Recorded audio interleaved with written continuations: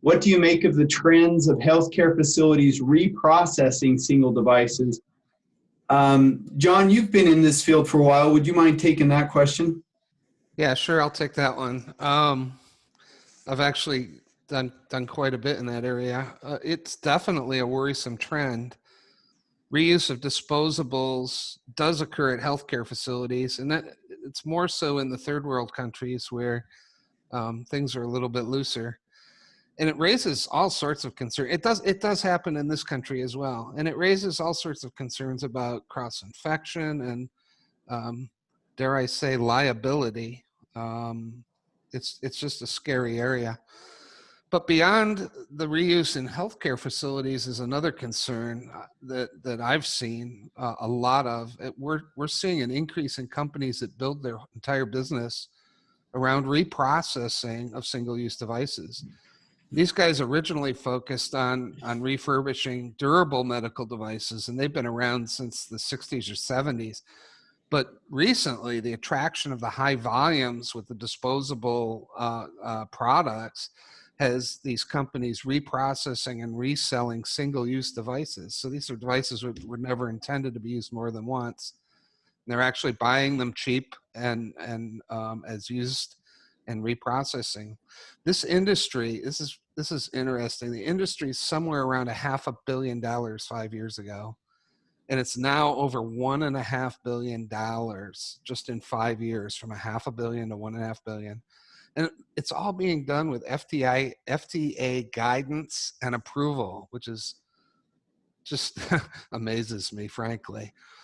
And on top of the obvious risk concerns, disposables are often the prime source of revenue for the OEM, like razors to razor blades or ink cartridges to printers. So there's some good news, though. The good news is reuse and reprocessing can be stopped if you design anti-reuse features into your product. And while it's always been possible to erect these kinds of barriers, there's been some innovations and ways to do it at disposable price points. And that's the exciting part of what's happening in the industry today. A real simple way to have a low-cost anti-reuse feature is just put a frangible element in it, like a fuse that's blown after the capital equipment recognizes the device has been plugged in, or some other element that essentially self-destructs in some kind of a controlled manner. And we have ways to do that we're very familiar with. There's also blocking systems. The connector can undergo a physical change after being plugged in once, which prevents it from being plugged in again.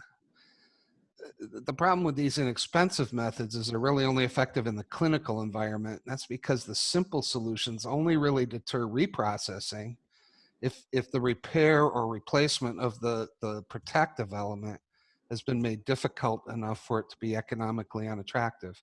And that's a challenging thing to accomplish. There are methods that are more foolproof, like electronic fingerprinting, and that the interesting thing about electronic fingerprinting, it doesn't only prevent reuse, but it also provides authentication. And the significant thing about that is that it prevents counterfeits and copycats. So that additional layer of protection protects the disposable revenue stream even more, because there are people that are making knockoffs and copies and counterfeits. You can use crypto-grade microprocessors and memory devices, and that's the most costly approach, but still they provide a virtually uncrackable authentication code. At ATL, we've developed a hybrid solution where we can reduce the cost of protection significantly. We put low-cost EEPROMs in the device, and the costly components reside in the capital equipment side where it's not as cost-sensitive. Now, these systems are more vulnerable technically, mathematically, to having the code cracked because the data in the EEPROM is visible, but the decode key can be very, very long, very well disguised, and that makes decrypting and reverse engineering the algorithm so difficult and so cumbersome that it would take years of effort to do it, even with a supercomputer. It just makes it impractical to do it. And that's the level of protection. If you can make it impractical, that's pretty good protection. So that's a really good solution. Now, the electronic solutions are most practical if you're launching a new system where the hardware and software can be designed for it up front, because it's not really backwards compatible. You can't put this into a device that's going to plug into some old capital equipment, because it won't have the electronics and software necessary to read the new device, if you will. You'd have to retrieve and refit all your capital equipment, and then you have to revalidate the hardware and software. So for new installations, it's probably the best solution. We've actually created an option that eases the whole backwards compatibility issue. We have something called the mechanical use limiter. It's a small, inexpensive device that goes right into the mating connector on the device side. It changes states upon connection. I don't have time to go into all the details, but simply it changes states when you connect it, and it disables the device after a use. It's a really inexpensive little gizmo, and it can be used on older equipment without having to change the software and hardware. So that whole backwards compatibility issue is addressed.